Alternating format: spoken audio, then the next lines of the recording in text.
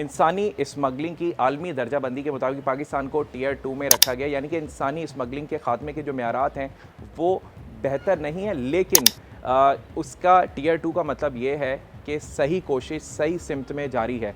और उसी की एक कोशिश का समर हमें नज़र आया गुज़िश्ता रोज़ कराची में, जहां एंटी ह्यूमन ट्रैफिकिंग सर्किल की जानिब से एक बड़ी कार्रवाई अमल में लाई गई, जिसमें एक बैन अल-अक़वामी गैंग जो कि इंसानी स्मगलिंग में मुलव्विस था उसको गिरफ़्तार किया गया और उनके साथ साथ 30 से ज़ायद ख़वातीन को हिरासत में लिया गया। ये तमाम तर कार्रवाई क्या है, इस पर बात करने के लिए हमारे साथ मौजूद हैं deputy director anti human trafficking circle Ajmal साहब। अजमल साहब, बड़ी कार्रवाई अमल में लाई गई है, किस तरह ये अमल में लाई गई, क्या तमाम तर कार्रवाई थी, ज़रा बताइएगा। जी, इसमें 16 मार्च को हमें सुबह सुबह इन्फॉर्मेशन मिली है कि सदर के इलाके में 2 होटल हैं, वहाँ पे पंजाब के मुख्तलिफ अजला से ख़वातीन को लाया गया है और साथ उनके एजेंट माफिया भी है, वो कि जो इनका टूरिज़म का वीज़ा लगवा के इनको आगे दुबई उनको जो है ना वो लेके जाना चाह रहे हैं, ट्रैफिक करना चाह रहे हैं। तो इस कार्रवाई पे मैंने एक टीम तश्कील दी है जिन्होंने बर वक्त कार्रवाई की है। होटल को चेक किया तो वहाँ पे हमने 33 ख़वातीन को इंटरसेप्ट किया और साथ उनका एजेंट्स भी थे, तो हमने एजेंट्स को भी हिरासत में लिया और एजेंट्स के कब्ज़े से 29 जो ओरिजिनल पासपोर्ट थे वो भी हमने मौके पे रिकवर किए हैं और उसके अलावा जो इनकी ट्रैवलिंग के मतलब जो डॉक्यूमेंट्स दूसरे वो भी हमने कब्ज़े में लिए। इसके बाद फिर हम थाने में ले आए इनको और जो 4 एजेंट्स जो हमने अरेस्ट किए उनमें एक खतून भी शामिल है। अच्छा, इसमें जो इतनी बड़ी कार्रवाई आप बता रहे हैं, 30 से ज़ायद ख़वातीन पाकिस्तान के किस इलाके से इनका ताल्लुक़ है और क्या ये पहली दफ़ा ट्रैवल करने जा रहे थे यूएई? और यूएई के हवाले से तो वाज़ेह पॉलिसी है कि अब तो वहाँ विजिट वीज़ा नहीं मिल रहा, तो इनका क्या पूरा एक गैंग था? क्या मुतालिका इदारों के अफसरान, यानी मैं बिल्कुल इसको कहना चाहूँगा कि FIA के कुछ अफसरान भी इसमें मुलव्विस है, ऐसे कैसे इतने ज़्यादा पूरा गैंग यहाँ से ट्रैवल यूएई कर सकता है मौजूदा हालात में? जी, इसमें ये जो ख़वातीन हैं ये पंजाब के मुख्तलिफ अजला से बिलोंग करती हैं, जिसमें से लाहौर है, लाहौर से कुछ का तल्लुक़ था, कुछ लोधरा से, डिस्ट्रिक्ट लोधरा से और कुछ मुल्तान से था कुछ ख़वातीन का ना, तो इन सब को इधर लाया गया था, ठीक है।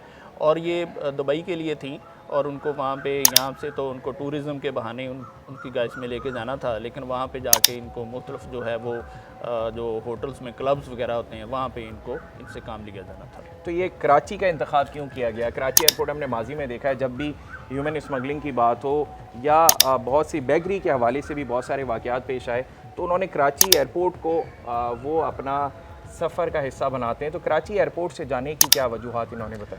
अब इसमें चूँकि ये जो दुबई का कॉन्सुलेट है इधर है, कराची में है, तो इनका जो वीज़ा स्टिकर वीज़ा वो यहाँ से स्टैंप होता है। अच्छा, ठीक है, तो इसलिए ये ख़वातीन इधर आई हैं और चूँकि इनको इन पर्सन पेश होना पड़ता है इस वीज़े के हासिल करने के लिए, इसलिए ये एजेंट्स जो इन ख़वातीन को भी अपने साथ लेके आए थे और आगे इन्होंने ट्रैवल कराची से नहीं करना था, इन्होंने मुख्तलिफ एयरपोर्ट से करना था। अभी तो ये इधर इनका प्रोसेस में था, अभी हमने रास्ते में इनको इंटरसेप्ट कर लिया। ठीक। अच्छा सर, गुज़िश्ता 2 रोज़ कबल एक लाहौर में भी कार्रवाई अमल में लाई गई है, जिसमें एक मारूफ स्टेज फनकार हैं उनके शौहर को भी गिरफ़्तार किया गया है।